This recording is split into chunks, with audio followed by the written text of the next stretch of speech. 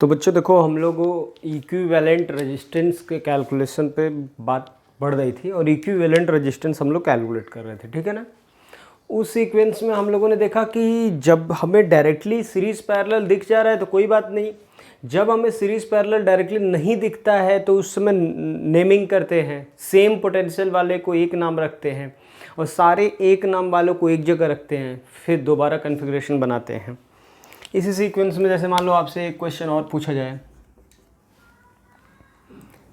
कि आपको ये दे दिया जाए,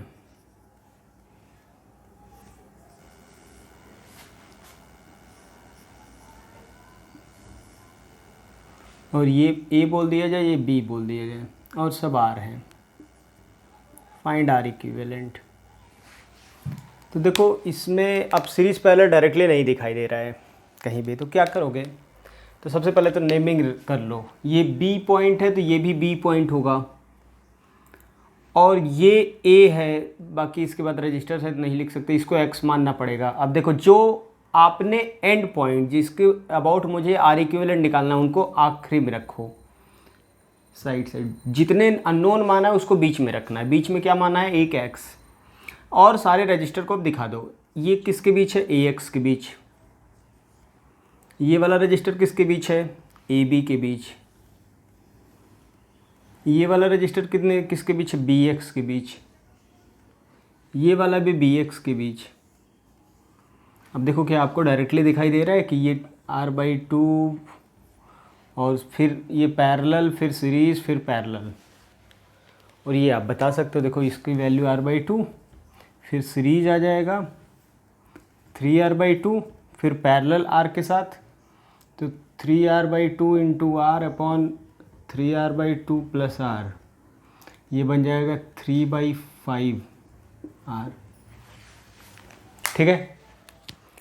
तो ये क्वेश्चन रहे जो कि आपको सॉल्व करने का तरीका मैं बता रहा हूँ कि अगर आपको नहीं समझ में आए तो सीरीज़ पैरेलल लगाना, डायरेक्टली ना दिखे, जब भी क्वेश्चन आए और डायरेक्टली सीरीज़ पैरेलल ना दिखे तो आपको इस तरह से इक्विवेलेंट रेजिस्टेंस निकालना होगा नाम रख के।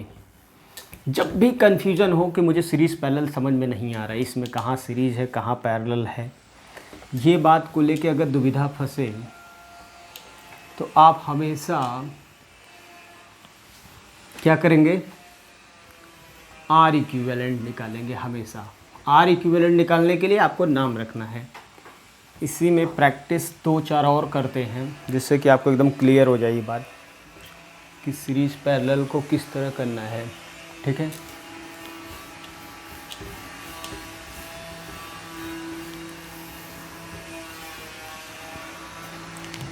तो इसी सीक्वेंस में बच्चों मान लो आपके सामने ये, मैं दिखने में एक थोड़ा टफ रहेगा,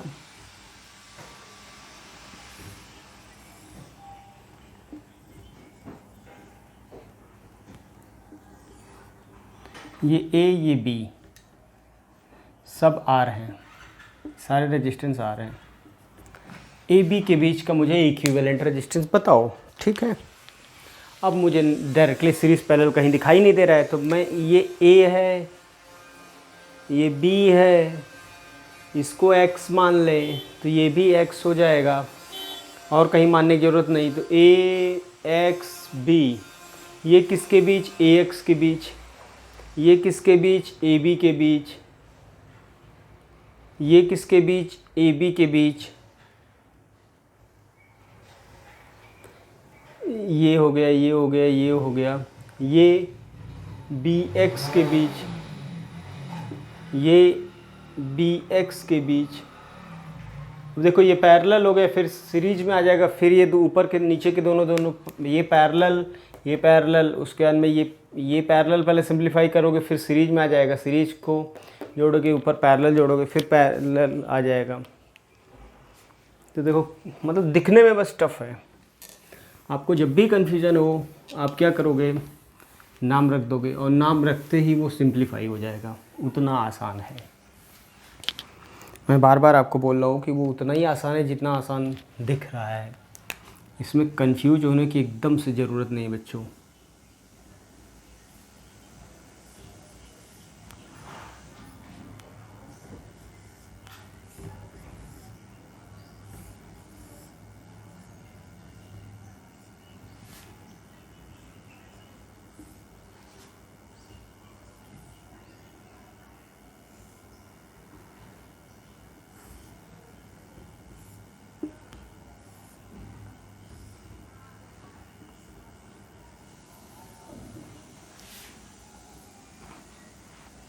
जैसे मैं इस जगह को ए बोल दूँ और इस जगह को बी बोल दूँ और सब आर हैं, सारे आर हैं।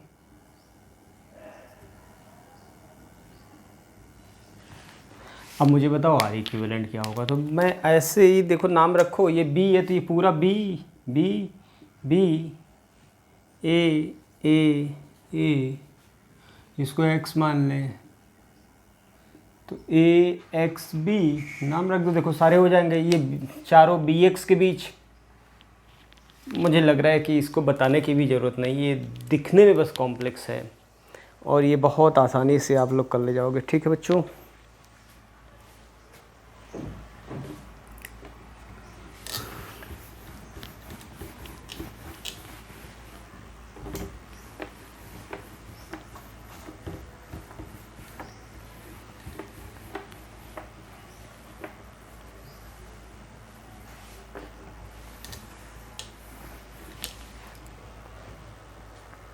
यहाँ तक की बात तो हो गई। हमें लग रहा है कि आर इक्विवेलेंट निकालने में भी आप लोग काफ़ी आसानी से आर इक्विवेलेंट निकाल ले रहे हैं। ठीक है, अब जैसे आपको सामने मैं एक क्वेश्चन रखूँ,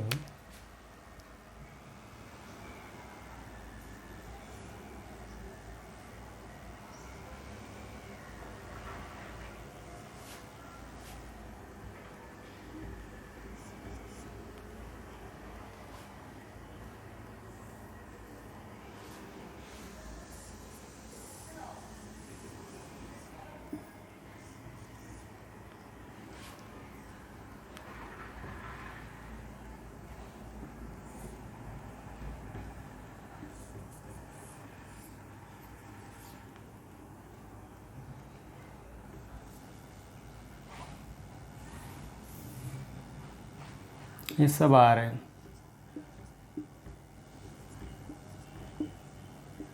ये ए बी,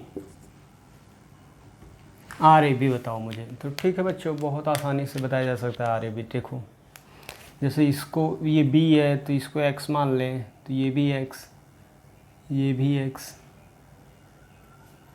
अच्छा, इसको वाई मान लें अगर हम तो ये भी वाई, ये भी वाई, ये भी वाई, इसको जेड मानना पड़ेगा। ठीक है, अब देख लो तो ये भी एक्स ही है, तो ए एक्स वाई जेड बी, तो ये वाला किसके बीच है, एक्स वाई के बीच। ठीक है, एक रखा है एक्स वाई के बीच आर। ये वाला किसके बीच है, एक्स वाई के बीच, पैरेलल रख दिया। ये वाला किसके बीच, एक्स एक्स के बीच, तो कोई मतलब नहीं है इसका। एक्स एक्स के बीच क्या होता है, ये भी एक्स वाई के बीच रख दिया। ये वाई जेड के बीच, ये वाई जेड के बीच, ये एक्स जेड के बीच, ये एक्स जेड के बीच हो गया। ये अपना हो गया वाई जेड के बीच, तो ये भी वाई जेड के बीच हो गया। सारे हो गए। ए वाई के बीच, ये ए वाई के बीच हो गया और ये एक्स बी के बीच हो गया। अब देख लो, सीधा सीधा आसान सा बन गया। पहली बात तो बच्चों, ये तीनों पैरेलल में आ गया और ये दोनों अपना किस में है, पैरेलल में। ठीक है, अब जैसे ये दोनों को पैरेलल में ले लिया इन दोनों को, तो अब इसको सिंप्लीफाई कर लो तो ये r/2 हो जाएगा, ये r/3 हो जाएगा। ठीक है, अब उसके बाद फिर से इसको चाहो तो एक बार और इतने तक को निकाल के उसका बाद में देख लेंगे हम। इतने तक को देख लो, ये फर्दर ये सिंप्लीफाई हो जाएगा, बाद में ये भी सिंप्लीफाई हो गया, उसका सीरीज में आ जाएगा और ये उतना आसानी से ही आंसर आ जाएगा। ठीक है, मतलब आप लोग कर ले जाओगे ऐसे प्रॉब्लम को, मुझे लग रहा है।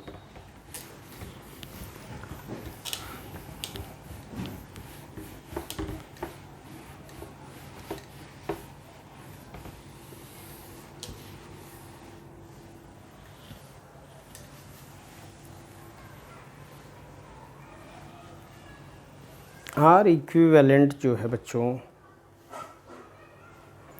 हम लोग इतना जान गए आर इक्विवेलेंट में कि जब भी अपने को नाम नहीं समझ में आएगा कुछ तो क्या करेंगे, सीरीज़ और पैरेलल का कॉम्बिनेशन बनाएंगे। ठीक है, अब कुछ तरीका और अगला प्रोसीजर, पहला मेथड था कि डायरेक्टली सीरीज पैरेलल निकालना,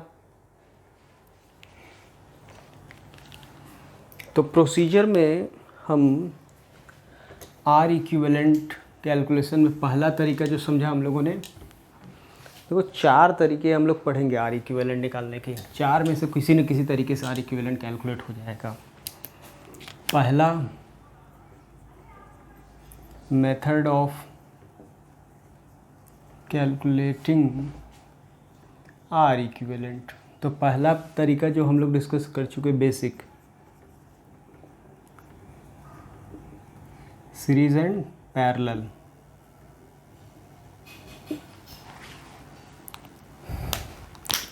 दूसरा तरीका जो हम लोगों ने पढ़ा, naming same potential.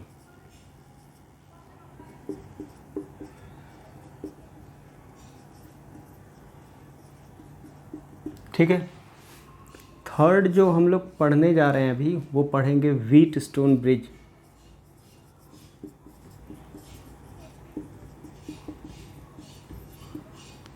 Fourth method पढ़ेंगे कंसेप्ट ऑफ सिमेट्री।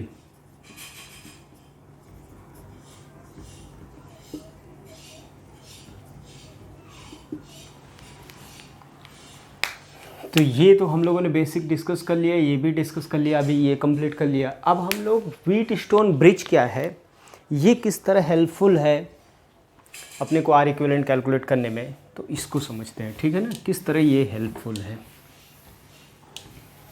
तो मैं बताऊं, बहुत सारे केसेस में व्हीटस्टोन ब्रिज बहुत अहम भूमिका निभाता है आर इक्विवेलेंट निकालने में। ठीक है बच्चों,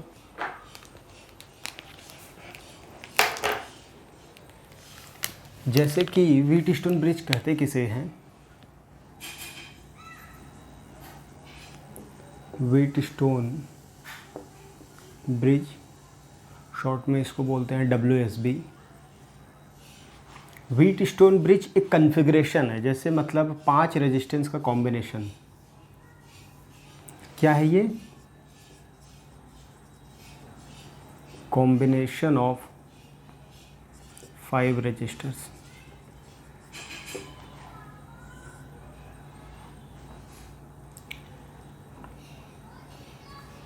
a configuration of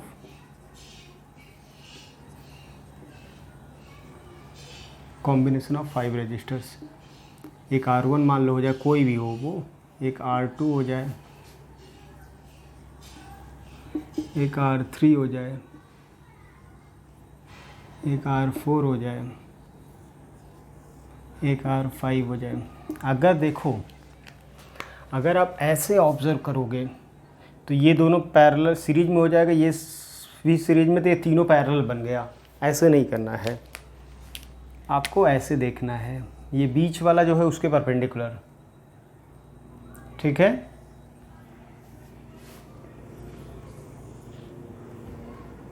ये बच्चों बन गया अपना व्हीटस्टोन ब्रिज। अगर यहाँ पे बैटरी लगा दे V से, तो ये पॉइंट A, ये पॉइंट B, मतलब AB के बीच हम वोल्टेज लगा सकते हैं, अगर हमें आर इक्विवेलेंट पता हो जाए। ठीक है ना, आर इक्विवेलेंट पता हो जाए। तो आर इक्विवेलेंट निकालने का तरीका क्या होगा, पहले उससे पहले समझो। व्हीटस्टोन ब्रिज 2 प्रकार के होते हैं, इसी कॉन्फ़िगरेशन को 2 पार्ट में डिवाइड किया गया।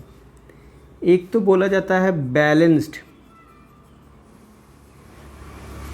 ये बीच में करंट अगर I फ्लो हो, WSB, if I is equal to 0, याद रखिएगा। अगर I 0 नहीं है तो उसे बोलते हैं बैलेंस्ड WSB, और एक होता है unbalanced WSB, if I is not equal to 0।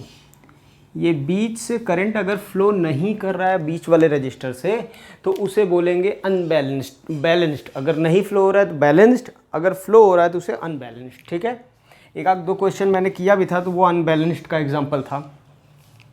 तो हमें बेसिकली यही समझना है, व्हीट स्टोन ब्रिज का यूज तो यही है असली। ये नहीं है तो कोई भी कॉन्फ़िगरेशन बोलो यार, उसको सिंपल सर्किट की तरह सॉल्व करोगे।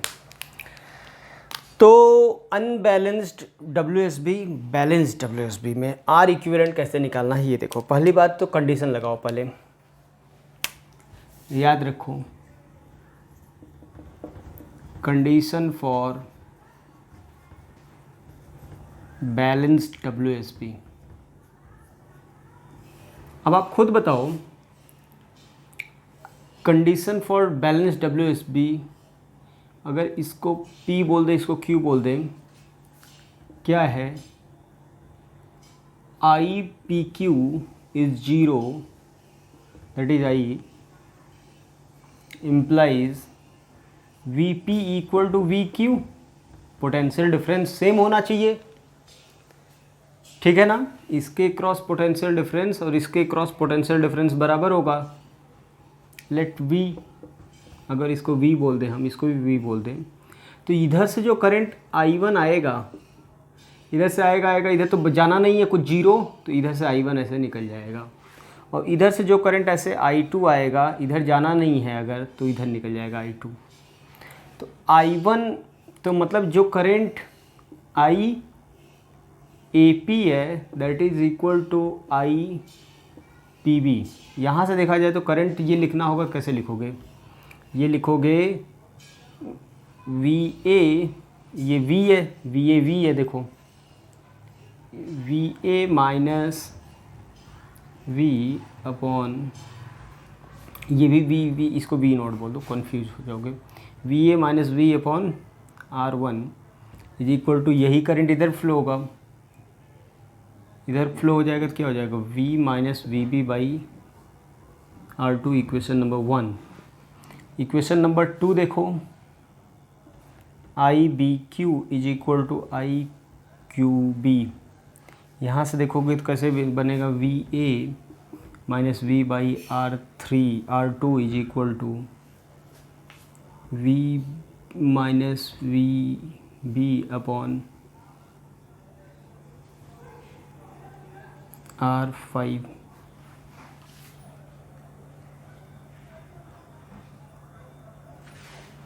ठीक है, इसको बोल दो इक्वेशन 2। अब मैं बात करूँ फ्रॉम इक्वेशन 1 एंड 2, दोनों को डिवाइड कर दो। तो डिवाइड कर दो तो ये वाला पार्ट कट जाएगा, आपका आ जाएगा R1 by R2 is equal to R4 by R5। या फिर इसको ऐसे भी कई बार देख लेते हैं, R1 बाई, इसको इधर ला दो, R4 equal to R2 by R5। इसको लिखने का तरीका, ये कंडीशन है, बहुत महत्वपूर्ण है, वेरी इंपॉर्टेंट। ये दोनों ही, मतलब दोनों एक ही चीज़ लिखे हैं, वेरी इंपॉर्टेंट। बोर्ड वगैरह में पूछा जाता है, प्रूफ करने के लिए आता है। तो इस बार R इक्विवेलेंट है नहीं, तो इस बार आएगा नहीं, ठीक है ना? तो बच्चों देखो, इसमें क्या है कि अपना हमें समझ में आ गया। देखो तरीका यह है कि अगर ये रेशियो और ये रेशियो आपस में बराबर हुआ, चाहे ये रेशियो आपस में बराबर, ये नहीं अपोजिट नहीं, सेम साइड हॉरिजॉन्टल वर्टिकल में या सेम साइड हॉरिजॉन्टल में, दोनों रेशियो बराबर हुए तो बीच से करंट नहीं फ्लो होगा। यही कंडीशन बन गया WSB का, याद रखो। ये रेशियो या फिर ये रेशियो बराबर हुआ तो WSB बैलेंस्ड है, तब कोई करंट इससे नहीं फ्लो होगा। ये याद रखने वाली बहुत महत्वपूर्ण बात है, मुझे लग रहा है कि आप याद भी रखेंगे।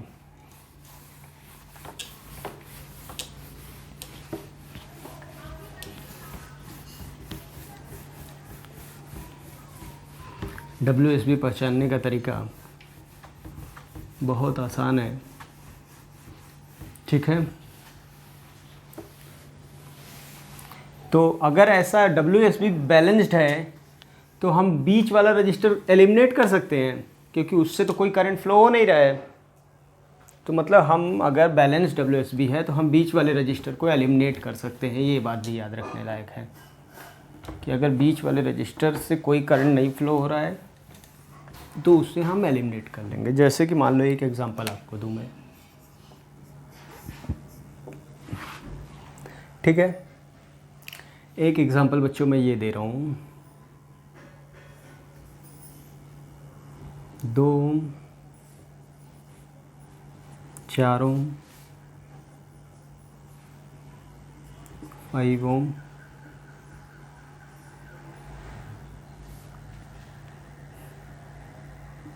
6 ओम, 12 ओम,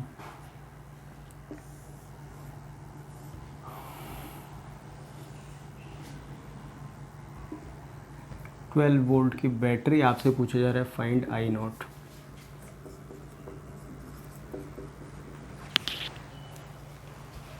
तो क्या आप लोग को WSB दिख रहा है?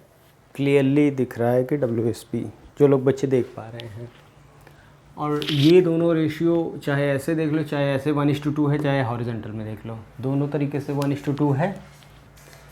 तो ये बैलेंस WSB है या नहीं? ठीक, ऐसा आप लोग सोच रहे हैं। बैलेंस WSB है तो इससे करंट 0, आई नॉट आप बोल दोगे 0। और अगर आपने आई नॉट 0 बोल दिया तो आपका गलत हो गया क्वेश्चन। बेसिकली देखो, ये तो WSB है ही नहीं, ये तो पैरेलल सर्किट है। ध्यान से देखो तो ये देखो पैरेलल है भाई। WSB तब बनता जब बैटरी ऐसे लगता। याद रखो, कंडीशन बताया था, बीच वाले रजिस्टर के परपेंडिकुलर जाना चाहिए करंट बैटरी। ये तो पैरेलल है, देखो ना। इसको 0 मान लो तो ये 0 हो गया, ये 12 हो गया, ये 12। हर एक रजिस्टर में 6, 12 हाई से लो, 2 एम्पियर, 5, 12/5, 18, 12/18, 2/3 एम्पियर हो गया। इसमें तो कोई क्वेश्चन ही नहीं था, ठीक है। बैलेंस WSB पहचानने से पहले आप पहले पहचानो WSB क्या है।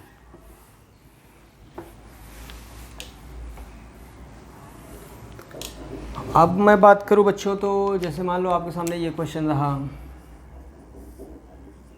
6 ओम,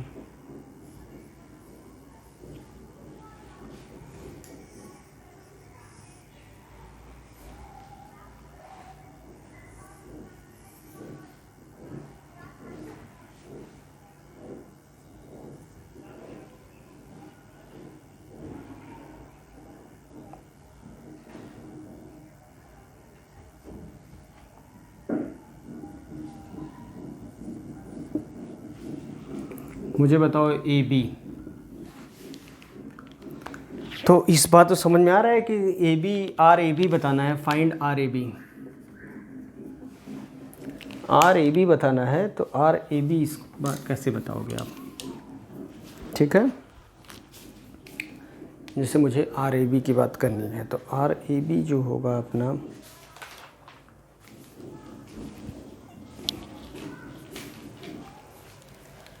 तो सबसे पहले तो इससे B बोल दे तो, लेकिन इसको X बोलना पड़ेगा, इसको Y बोलना पड़ेगा, सही से सर्किट बना दिया जाए। A X Y B, ये किसके बीच है? A Y के बीच, 2 A X के बीच है। ये किसके बीच है? X B के बीच, 3 Y B के बीच, 1, ये 6। तो ये तो WSB है, सीधा सीधा दिख रहा है। इसके बीच आपको देखना है ना। अगर इसके बीच आप बताते तब पैरेलल हो जाता, लेकिन इसके बीच आपको बताना है तो सीधा WSB है। क्योंकि ये रेशियो देख लो, चाहे ये रेशियो देख लो, तो इसको हटा देंगे तुरंत। इसको हटा देंगे तो ऊपर वाला दोनों सीरीज में हो जाएगा 9, नीचे वाला दोनों सीरीज में हो जाएगा 3, 9, और बाद में दोनों पैरेलल बन जाएंगे। तो 9 × 3/12 RAB जो आ जाएगा। ठीक है, ऐसे प्रॉब्लम को हम लोग को करना पड़ेगा।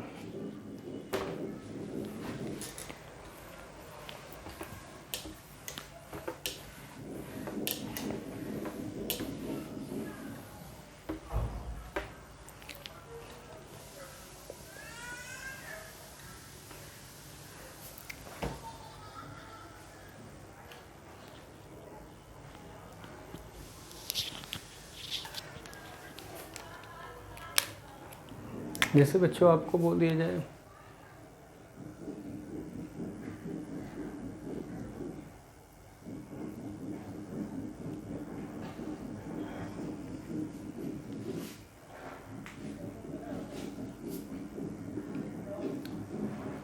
1 2 4 8 9 RAB बताओ।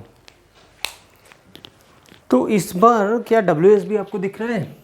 किसी को WSB दिख रहा है ये?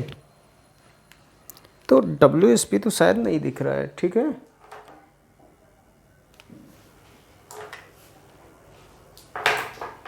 हाँ देखिए, तो WSB तो शायद नहीं दिख रहा है। क्यों नहीं दिख रहा है? WSB है क्लियरली, अगर आप देखने की कोशिश करें, क्योंकि मैं इसको यहाँ बनाओ चाहे ऐसे ना बना दो। अब बैलेंस्ड है कि नहीं? तो बिल्कुल बैलेंस्ड है, तो इसको गायब कर दो, बस बन गया। ऊपर के 3 नीचे के 12 हो गया R इक्विवेलेंट, ठीक है। व्हीट स्टोन ब्रिज WSB की कहानी तो हो गई। कहीं भी आपको WSB दिखाई दे जाए तो वो आप बता सकते हैं। अब हम आप लोग को बात करते हैं कि WSB के बाद अगला जो पॉइंट हमें बात करने के लिए है वो है अपना सिमेट्री का कॉन्सेप्ट, ठीक है। Concept of symmetry.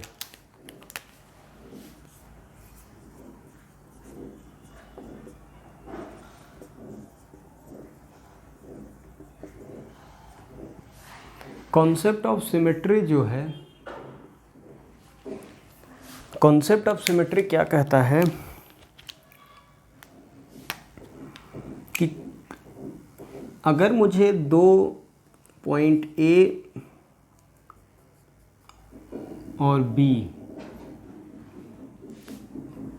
की perpendicular bisector, concept of symmetry में सबसे पहले हम लोग पढ़ने जा रहे हैं, पहला सिमेट्री का नाम बोल रहे हैं मिरर सिमेट्री। मिरर सिमेट्री कैसे चेक करते हैं? चेक करने का तरीका मैं बता दूं। इफ configuration is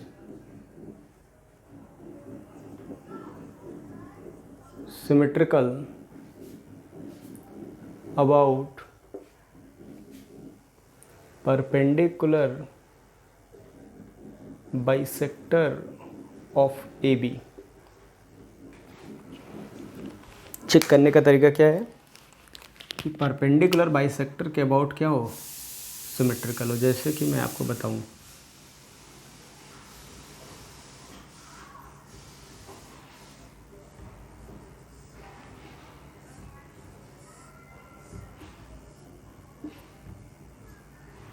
सब आ रहे हैं।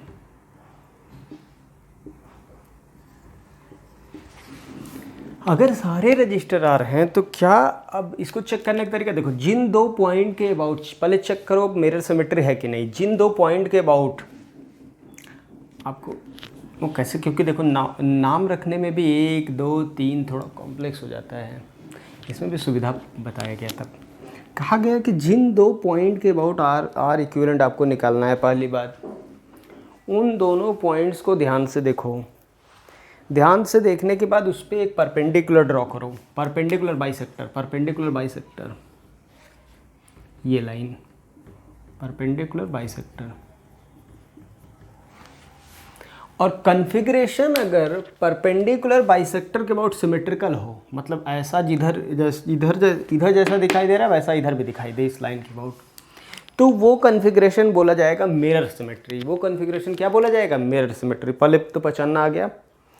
अब अगर मिरर सिमेट्री है तो ये जो ये लाइन है इसे बोला जाएगा इक्विपोटेंशियल लाइन। अगर ऐसा है तो ये लाइन इक्विपोटेंशियल लाइन है। तो तो जितने भी पॉइंट्स होंगे इस लाइन पे सबका पोटेंशियल सेम होगा, तो सबको आपस में ज्वाइन कर सकते हो।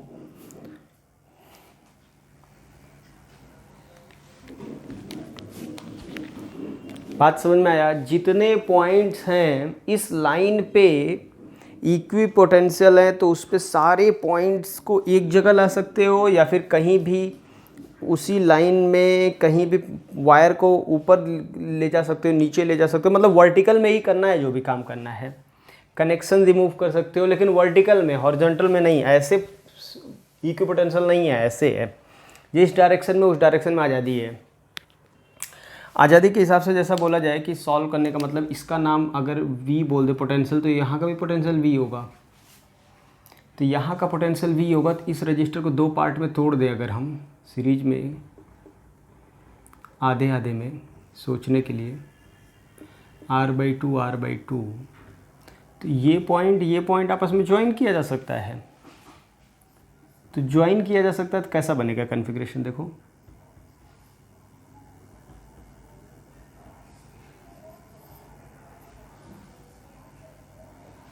ये तीन हो गया, और ये R/2 को यहाँ लाया जा सकता है, R/2 को यहाँ लाया जा सकता है, और ये वाला R/2 भी ऐसे आ सकता है।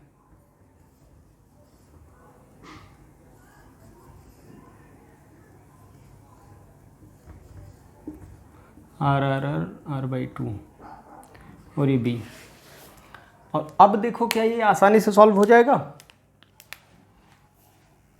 तो अब देखो तो बहुत आसानी से सॉल्व हो जाएगा कि ये दोनों आपस में पैरेलल में, ये दोनों भी आपस में पैरेलल में, फिर उसका बाद सीरीज पैरेलल पर सिंप्लीफाई कर लो, तो R/2/3 R/2 पैरेलल वाले का देखा जाए तो ये बन जाएगा R/3, इन दोनों का R/3 प्लस R 4R/3, फिर parallel 4R/3 plus R 7, 4R/7 आ जाएगा, और 4R/7 इधर भी है, तो 8R/7। ये आंसर आ गया। तो बच्चों ये तरीका रहा आपका कैलकुलेट करने का, ठीक है। अब एक तो तरीका ये रहा कि आप क्या कर सकते हो कि जितने पॉइंट्स हैं सबका नाम रख के एक जगह ज्वाइन कर सकते हो, अगर ऐसा है तो। दूसरा, इसी परपेंडिकुलर बाइसेक्टर पे अगर कोई रजिस्टर मिल जाए तो उसको हटा भी सकते हैं, और कनेक्शन भी हटा सकते हैं, जो मन में आए वो कर सकते हो। मतलब मैं चाहूँ तो इस लाइन पे कहीं कोई कनेक्शन मिला, जैसे यहाँ पे देखो कनेक्शन 2 पॉइंट का है, 2 वायर का, तो उस लाइन को कनेक्शन हटाने का तरीका ऐसे होगा। देखो आप कैसे हटाओगे कनेक्शन, ये कनेक्शन को उसी लाइन पे हटाना है। अगर ऐसे आप हटा दिए तो गलत है, ये नहीं करना है। आपको कैसे हटाना है, ऐसे हटा सकते हो, उसी लाइन पे ही हटा दो, क्योंकि ये पोटेंशियल सेम है। तो ये पोटेंशियल यहाँ का और यहाँ का दोनों का सेम है, चाहे हम कनेक्शन यहाँ पे करें चाहे कनेक्शन यहाँ पे करें। तो ये पॉइंट का, तो जी इस वायर का ये जंक्शन का पॉइंट तो यही रहेगा, चाहे यहाँ रखो चाहे यहाँ रखो। लेकिन देखने में आसान पड़ जाएगा आप ऐसे रखोगे। तो ये 2R देखो है सीरीज में बन गया और R पैरेलल में, तो 2R × R/3R, 2R/3 हो गया ये पूरा सिंप्लीफिकेशन। फिर उसका 2R आपका पैरेलल में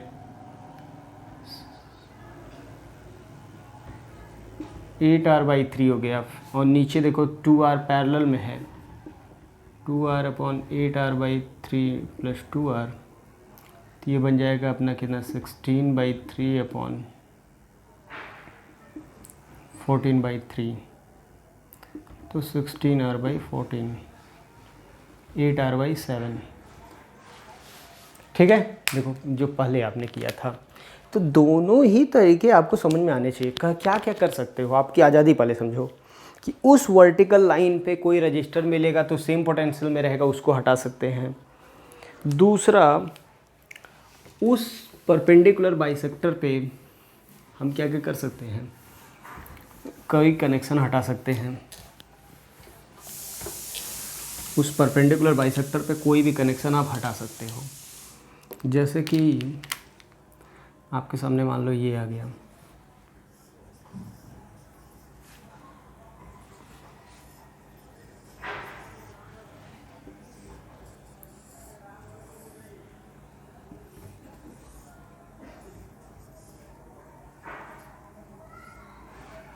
ये ए बी सब आर है, सब आर है। चलो तो क्या है ये, पहले देखो इसको देखो तो क्या मिरर सिमेट्री है? तो मिरर सिमेट्री चेक करने के लिए परपेंडिकुलर बाइसेक्टर लाइन रखो। हाँ बिल्कुल है, इधर इधर दोनों बराबर दिख रहे हैं। तो बच्चों पहली बात तो पहला मेथड क्या कहता है कि इस तीनों पॉइंट का नाम एक हो कर दो। तो पहले तरीके से तो आप तीनों को एक जगह ज्वाइन करोगे, तो तीनों को अगर एक जगह ज्वाइन कर दो आप, तो ये क्या बन जाएगा? तब मैं इसी फिगर में बना दे रहा हूँ कि तीनों पॉइंट्स यहाँ पे आ जाएंगे, ये पॉइंट भी यहाँ पे पहुँच जाएगा, ये पॉइंट भी यहाँ पे पहुँच जाएगा, और ये भी पॉइंट यहाँ पे पहुँच जाएगा। अब देखो क्या हो गया, तो ये दोनों आपस में पैरेलल में हो गया, ये दोनों भी आपस में पैरेलल में हो गया। तो ये r/2, ये भी r/2, उसके अंदर में ये 2r r/2 ये आपस में सीरीज में है। देखो ये पैरेलल सीरीज में आ गया, ये तीनों सीरीज में आ गया। तो इधर 2r plus r/2 plus r/2 3r हो गया। इधर का पूरा देखो ये पॉइंट्स जो बन गए आपके वो 3r हो गया। नहीं ऐसा नहीं करना है, मुझे ए बी के बीच निकालना था ना, सॉरी। ऐसे करना था। तो ये तो देखो ये तो r/2 बन गया, ये भी r/2 बना, ये r/2 और 2r आपस में जोड़ दो, r/2 और 2r आपस में जोड़ दो, तो ये r/2 बना ही है। इसको p बोल दे नाम, a क्योंकि कंफ्यूज जा रहे हो। तो a के साथ p, a के साथ p से देखो तो r/2 बना है p से, और a के साथ इधर ये r/2 और 2r, एक और भी है 5r/2, और सिमिलरली इधर भी है r/2 5r/2, ये b पॉइंट है। तो ये देखो फिर से अपना क्या बन जाएगा, 5r/2 into r/2 upon 5r/2 plus r/2, यानी 3r नीचे हो जाएगा, ऊपर हो जाएगा 5r/4 अपॉन 3r, यानी 5r/12 प्लस 5r/12 यानी 5r/6 आंसर हो गया। ये एक तरीका रहा। ठीक, दूसरा तरीका इसी को करने का कि उन पॉइंट्स को आपस में ज्वाइन कर दो। फिगर आप बना लोगे, जिनका नाम सेम है उन पॉइंट्स को आपस में ज्वाइन करो।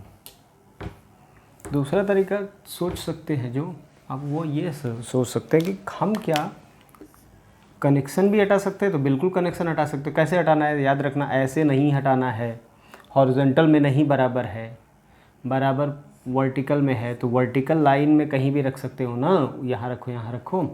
तो ऐसे में तो और आसान हो गया। ये तो 2r, ये भी 2r पैरेलल में r, ये भी नीचे r, और ये 2r देखो ध्यान से। तो a b, ये 2r ये 2r, ए बी के बीच r, ये देखो 2r इधर भी, और उसके बाद में ये 2r r, यानी 5r एक तरीके से सोचो। तो अब इसको देखो तो 5r into r upon 6r, 5r/6 अभी अभी किया था। तो बच्चे दोनों ही तरीके से आपको समझ में आना चाहिए। आपको करना क्या है, मिरर सिमेट्री बहुत इंपॉर्टेंट है और बहुत आसान भी है। ज़्यादा क्या WSB भी इससे सिंप्लीफाई किया जा सकता है मिरर सिमेट्री से?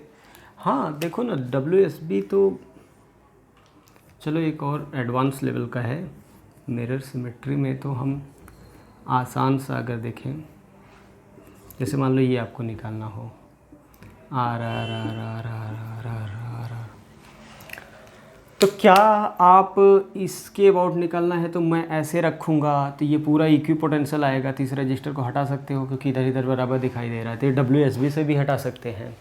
उसके बाद ऊपर का देखो पैरेलल, ऊपर का आपस में सीरीज में, नीचे के साथ पैरेलल हो जाएगा। मिरर सिमेट्री आपको ढंग से समझ में आ जाना चाहिए।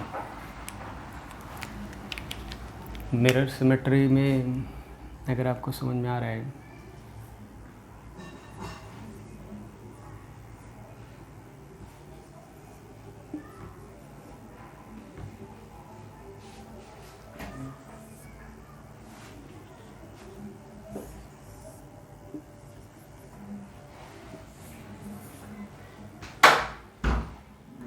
सब आर सारे आर हैं। अब खुद देखो, आप इस दोनों पॉइंट के अबाउट निकालना है तो मुझे परपेंडिकुलर बाइसेक्टर ड्रॉ करें हम। क्या ये दोनों रजिस्टर इस पे लाई कर रहे हैं, गायब हो जाएंगे, और बाकियों को आपस में ज्वाइन कर सकते हो। ये पॉइंट P, ये भी पॉइंट P, ये भी पॉइंट P, ये भी पॉइंट P, तो ये सबको एक साथ ज्वाइन कर लोगे तो क्या बन जाएगा। और वैसे चाहो तो ज्वाइन करो, चाहे ना करो तो भी वो अपने आप में ही एकदम आसान बन गया है। इसको हटा दो, देखो ये क्या बन गया, ये तो बन गया अपना कितना, मुझे लग रहा है ये बहुत आसान बन गया। ये देखो आपस में 2R ए बी के बीच, देखो ए बी के बीच ऊपर से तो पूरा बन गया 2R, ठीक है। इधर से देखो तो R और ये 2R आपस में R बन गया, R 3R, और नीचे भी 2R हो गया। 3R/4 आ जाएगा क्योंकि 2R आपस में पैरेलल R के साथ 3R/4। तो बच्चों मतलब कहने का तरीका यह है कि आपको जब कभी भी कन्फ्यूजन दिखे तो आपको करना क्या है, WSB के शरण में चले जाना है, ठीक है। और WSB बहुत आसान काम कर देगा। जैसे मान लो आपको बहुत खतरनाक क्वेश्चन दिखाई दे जाए,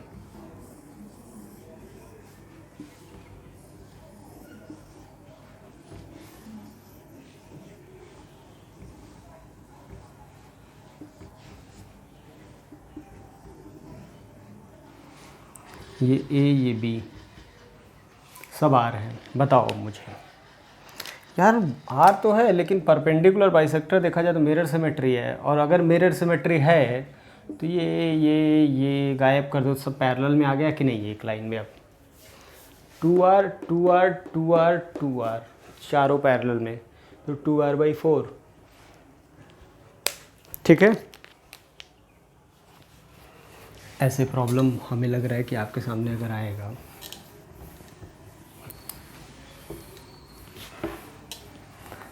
अगर, तो मुझे लग रहा है मिरर सिमेट्री थोड़ा बहुत आपको समझ में आ गया। मिरर सिमेट्री समझ में आ गया और बहुत महत्वपूर्ण है, मैं बार बार बोल रहा हूँ। तो उसके अंदर इसी के साथ फोल्डिंग सिमेट्री भी समझ लिया जाए। फोल्डिंग सिमेट्री कुछ नहीं है, मिरर सिमेट्री ही है।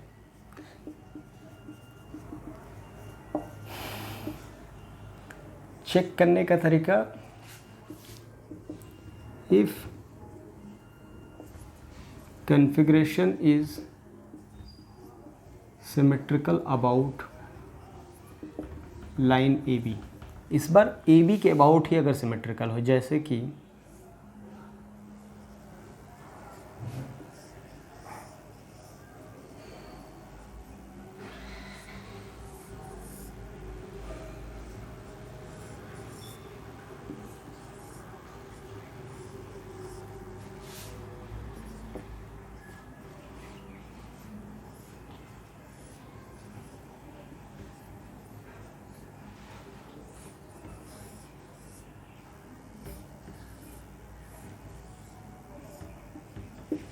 सब आ रहे हैं, तो सॉल्विंग तरीका सेम है।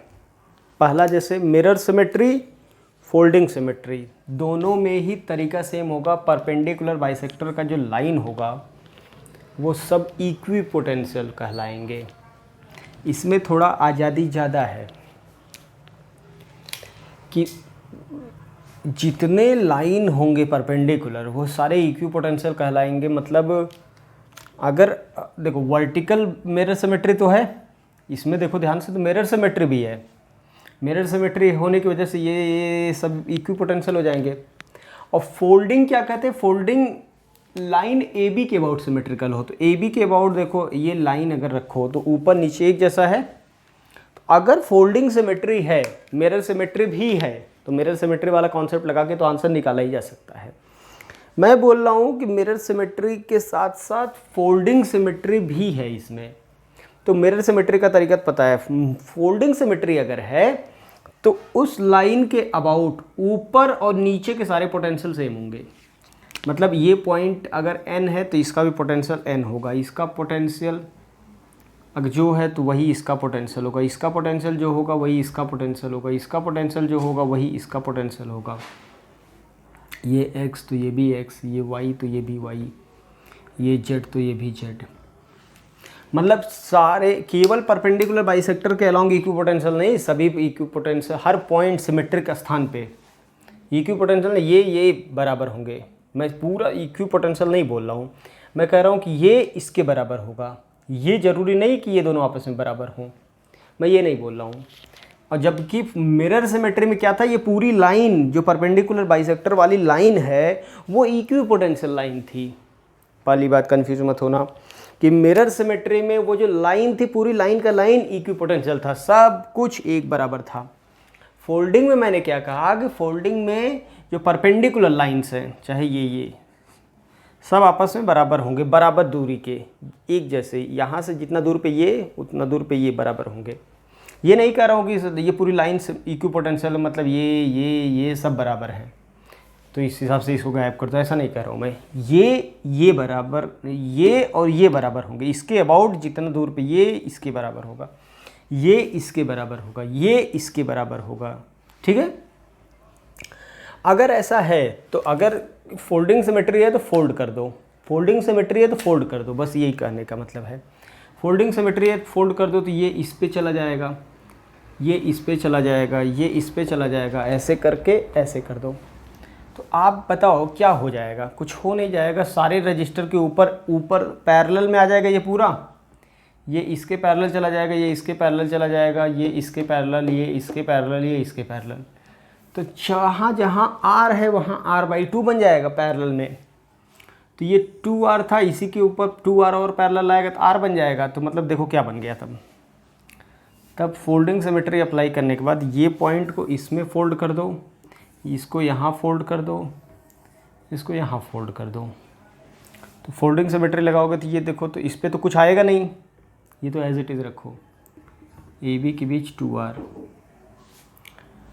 ये 2R है तो ये 2R आएगा, तो ये R, ये 2R है तो ये R, ये 2R है तो ये R, ये R है तो इस पे ये गिरेगा तो R/2।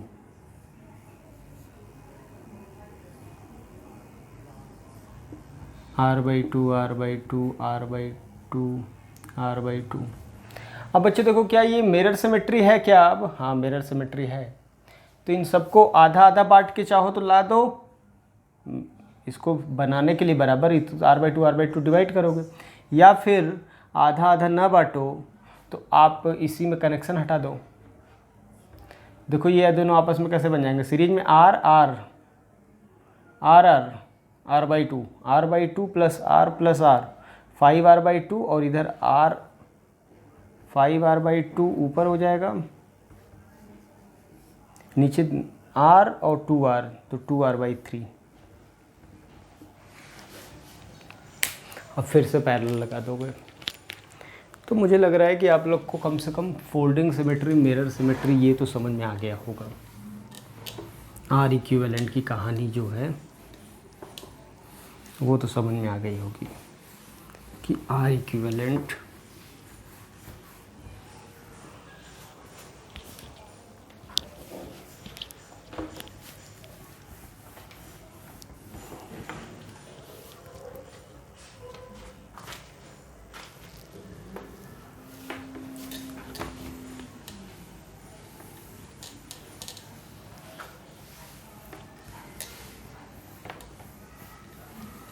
ठीक है बच्चों, आर इक्विवेलेंट की कहानी। जैसे मान लो एक क्वेश्चन मैं दूं आपको,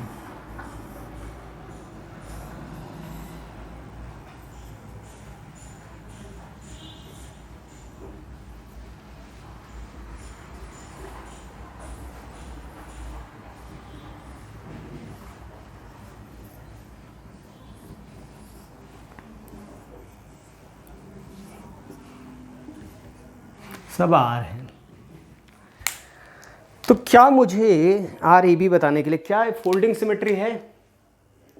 फोल्डिंग सिमेट्री है।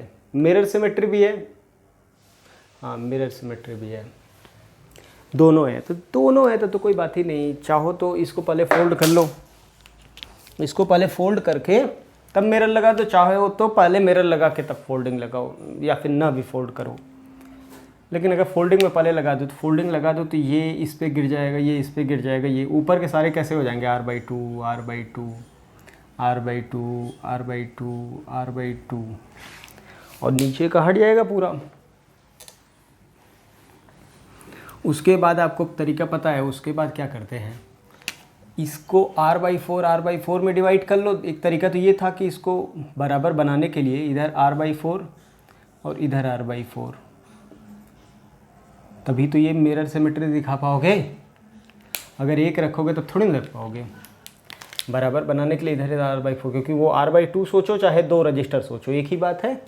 और मैंने इसलिए ऐसा किया क्योंकि मिरर सिमेट्री बनाना है, अपने को बना लिया। अब मिरर सिमेट्री ये दिखने लगा, मिरर सिमेट्री दिखने लगा, चाहो तो इन पॉइंट को एक जगह कोइंसाइड कराओ, या फिर ये कनेक्शन ही हटा दो, ये कनेक्शन ऊपर ला दे। ऊपर ला दोगे तो देखो ये कितना r/2, और ये r/2 आपस में कितना बन गया? r और r/2,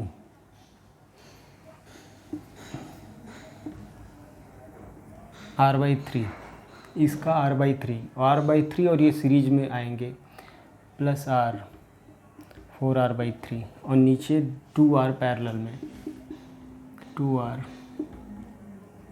4r/3 plus 2r 8/3 upon 6 10 10/3 4r/5। तो मुझे लग रहा है बच्चों आर इक्विवेलेंट कैलकुलेट करना आपको आ जाएगा। अब आप ट्राई करिएगा, कहीं से भी क्वेश्चन देख के जितना भी आर इक्विवेलेंट आपको मिले, सारा आर इक्विवेलेंट कैलकुलेशन आप करिएगा।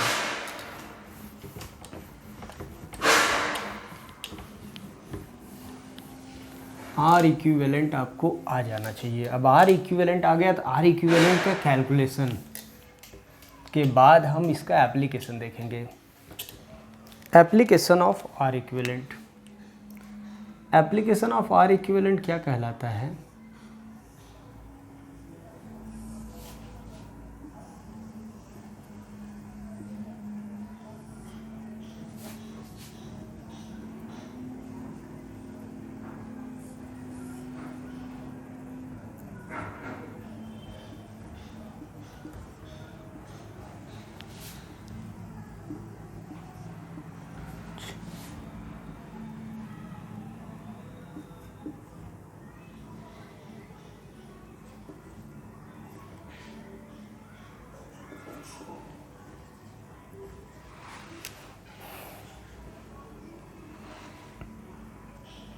बच्चों आपसे पूछा जाए कि यहाँ पे एक बैटरी हम कनेक्ट कर दें, तो इस बैटरी से कितना करंट निकलेगा? इस बैटरी से करंट कितना निकलेगा? अगर आपको ये निकालना है कि बैटरी कनेक्ट कर दे जहाँ पे ये लाइन, ये पॉइंट ए बी है, तो मतलब ए बी से कितना करंट फ्लो होगा। ठीक है, ए बी से कितना करंट फ्लो होगा, इसके लिए आपको क्या करना पड़ेगा कि current flowing through A B, I A B is equal to potential difference across A B upon R A B. मतलब पोटेंशियल डिफरेंस तो दिया है 8 अपॉन आर ए बी। किसी भी पॉइंट के अबाउट अगर मुझे इसके अबाउट ए बी बताना है तो इसके अबाउट आर इक्विवेलेंट कैलकुलेट करके पोटेंशियल डिफरेंस कैलकुलेट करो। ज़्यादा आसान तरीका है कि ये सोर्स से कितना करंट फ्लो होगा वो पूरे सर्किट का आर इक्विवेलेंट, मतलब पूरे सर्किट का आर इक्विवेलेंट निकाल के आई हम बता सकते हैं एक बार में। पूरा सिंप्लीफाई करने की ज़रूरत नहीं, एक्स वाई जेड पोटेंशियल मानने की ज़रूरत नहीं है, ठीक है। तो ऐसे प्रॉब्लम जब भी आपके सामने आए जिसमें आपको बहुत, अब समझ में कब आएगा कि ये कॉन्सेप्ट से करने का तरीका आपको पहले पता है कि हम यहाँ एक्स वाई पोटेंशियल मान के करते थे। ये जीरो मान ले, 0 0 0, बहुत आसानी से हो जाएगा, कोई दिक्कत नहीं है। एक्स वाई जेड, लेकिन यहाँ पे आपको 8 बोलोगे इधर एक्स वाई जेड 3 मानना पड़ जाएगा, 3 इक्वेशन बनाना पड़ जाएगा। तो ये जो मेथड आप समझ रहे हो कि सोर्स से करंट निकालना है, तो सोर्स से करंट निकालने का तरीका यह होता है कि आप पूरे का पूरा आर इक्विवेलेंट, आई जो होता है सोर्स से, V source upon R equivalent. तो आर इक्विवेलेंट पहले निकालो इसके क्रॉस। आर इक्विवेलेंट देखो कितना, 3 3 6 6 12, 12 और 6 ये सीरीज में है और ये पैरेलल में आ जाएगा। पैरेलल में आ जाएगा तो 6 गुणे 12 डिवाइडेड बाई 6 प्लस 12 ये 4। तो यहाँ तक पूरा आ गया 4। 4 और 2 आपस में कितने हो गए, 4 और 2 6। 6 3 आपस में देखो पैरेलल में आ जाएगा, 3 गुणे 6 3 प्लस 6 2, मतलब यहाँ तक आ गया 2 2 2 4, यानी आर इक्विवेलेंट आ गया 4 ओम। आई जो हो जाएगा 2 एम्पियर। ठीक है बच्चों, अब 2 एम्पियर का करंट आया है। अब आर इक्विवेलेंट आप लिखने का तरीका, यहाँ तक आर इक्विवेलेंट कितना आया था 4, यहाँ तक करंट आर इक्विवेलेंट आया था, यहाँ तक 2 आया था। आर इक्विवेलेंट देखो, यहाँ तक आर इक्विवेलेंट कितना आया था 4, यहाँ तक मतलब ये पूरे को 1 मान लिया जाए अगर, मतलब यहाँ तक पूरा, यहाँ तक पूरा मतलब यहाँ तक पूरा 1 यूनिट मान लिया जाए, 6 आया था और यहाँ तक 2 आ गया था क्योंकि ये पैरेलल में बना था, फिर उसका सीरीज बन गया था। तो ये आप सभी को पता। और यहाँ पे पूरा नेट कितना आ गया था 4। तो यहाँ पे करंट हमें चाहिए तो पोटेंशियल डिफरेंस निकाल लिया। देखो अब करंट आया 2, तो करंट यहाँ से तो 2 फ्लो हो रहा है, तो ये 2 जाएगा। 2 तरीके से मैं सॉल्व करने का तरीका बता रहा हूँ आपको, किसी भी ब्रांच में करंट बताना है। तो यहाँ से 2 जाएगा तो 2 तो यहाँ तक आया। अब देखो ये इधर पूरे का, इस पूरे को हटा के अगर सोचे तो ये 6 है, इधर 3 है, मतलब इसमें करंट कितना जाएगा और इसमें करंट कितना जाएगा। तो आपको करंट डिवाइड करने का तरीका मैंने बताया था। करंट डिवाइड करने का तरीका क्या था, इससे करंट कितना जाएगा ये निकालने का तरीका 1/3 अपॉन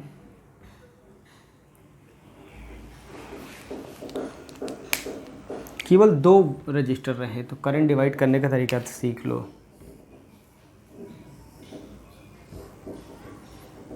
अगर ये I है, ये R1 है, ये R2 है, ये I1 है, ये I2 है, करंट कैसे डिवाइड करते हैं, डिवाइड करने का तरीका।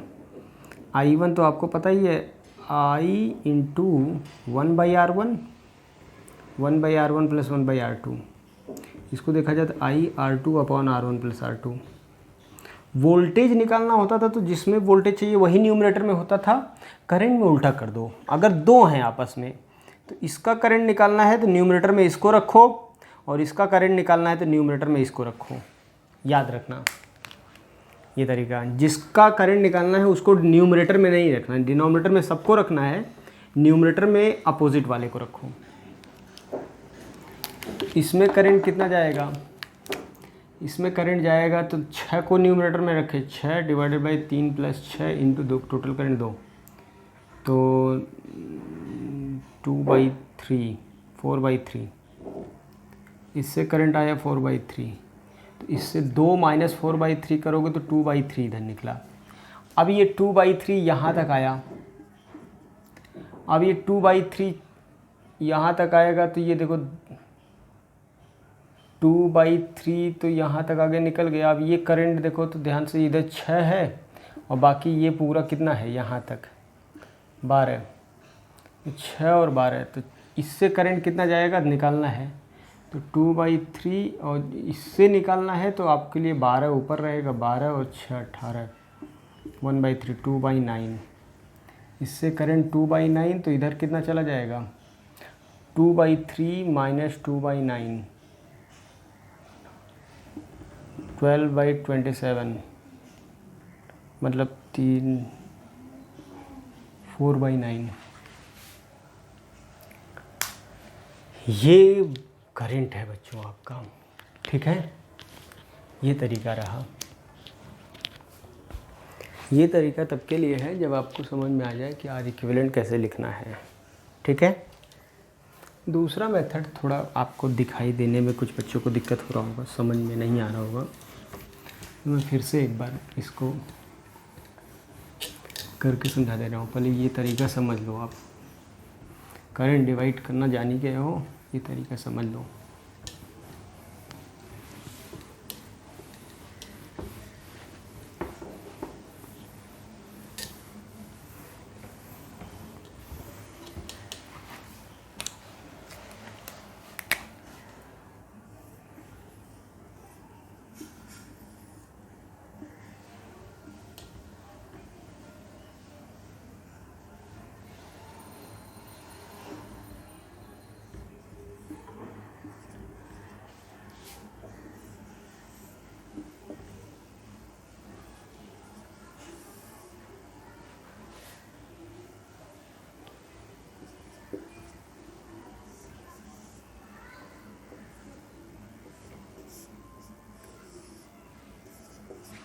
इस बार मुझे बताना है, तो सबसे पहले आर इक्विवेलेंट इन दोनों का मिला के, मतलब यहाँ तक का आर इक्विवेलेंट कितना आएगा, सीधा सीधा यहीं पे लिख दो 12 ओम। उसके बाद ये दोनों सीरीज में थे तो 12, ये सीरीज वाला जुड़ जाएगा तो ये आपस में पैरेलल हो जाएगा, तो मतलब यहाँ ये 12 12 12 और 6, 12 6 का कितना होता है, 12 गुणे 6 4, 12 और 6 का 4 ओम, तो यहाँ तक पूरा 4 हो गया, ठीक है। 4 और 2 मिलके कितना हो जाएगा 6, यहाँ तक तो 6 ओम हो गया। 6 और 3 आपस में कैसे होंगे, पैरेलल में, 6 और 3 पैरेलल में, तो 6 3 का कितना होता है, 6 गुणे 3 6 प्लस 3 2, 2 और 1 3। ऐसे लिखने का तरीका समझ लो आर इक्विवेलेंट। ये सर्किट सॉल्व करने का तरीका, पहले यहाँ से लिखते चले, जस्ट इसके पैरेलल कितना बन रहा है, जस्ट इसके पैरेलल कितना बन रहा है, जस्ट इसके पैरेलल कितना बन रहा है। इसका मतलब यह हुआ कि अगर ये पूरा हटा के एक रजिस्टर लगाना चाहूँ 6 ओम लगा दूँ, ये दोनों हटा के एक लगाना चाहूँ तो कितना लगाना चाहूँ 12 लगा सकता हूँ। ये सब इसके पीछे का सब माना जाता है, इसके पीछे का जितना है तो 2 ही हैं 12, इसके पीछे का जितना है सबको हटा के लगाऊं तो 6 लगाऊं, इसके पीछे का जितना है सबको हटा के लगाऊं 3 लगाऊं, तो करंट कितना आ गया, सर्किट में करंट आ गया आई 2 एम्पियर, 2 एम्पियर ऐसे फ्लो होगा, ये 2 एम्पियर गया, ठीक है। अब यहाँ पे करंट डिवाइड कर दो पहले, तो ये जाने का मतलब इधर जाना, इधर आगे बढ़ना 6 वाले मतलब, तो इधर कितना आएगा, तो इन दोनों में देखो ये, अब सब कहेंगे सर इसको देखना चाहिए आपको, तो नहीं, मैं बोल रहा हूँ कि पूरा देखना है। यहाँ करंट यहाँ से आगे बढ़ेगा तो एक ब्रांच ये है और एक ब्रांच पूरा इधर इसके आगे बढ़ना, तो इसके आगे इधर बढ़ना, तो इधर बढ़ने का मतलब पूरे का इफेक्टिव देखा जाएगा ना रेजिस्टेंस, तो वो तो 6 है, तो 1:2 में डिवाइड हो जाएगा करंट, 1:2 में डिवाइड करोगे तो इससे करंट कितना आएगा आई, इससे करंट जो हो जाएगा I1 बोल दें, तो I1 की वैल्यू जो हो जाएगा, जिसमें करंट चाहिए वो न्यूमरेटर में नहीं रहेगा, दूसरा वाला रजिस्टर न्यूमरेटर में रहेगा, नीचे दोनों 6 + 3 टोटल करंट 2/3, 2/3 का मतलब होता है 4/3 एम्पियर, तो इधर 4/3 तो इधर आया 2/3। अब बच्चों फिर से ये 4/3 है, अब ये 2/3 इधर आया, यहाँ पहुँचा 2/3, ये फिर से 2 में बराबर बटेगा, तो 1:2 में दोबारा बटेगा, इससे कितना आएगा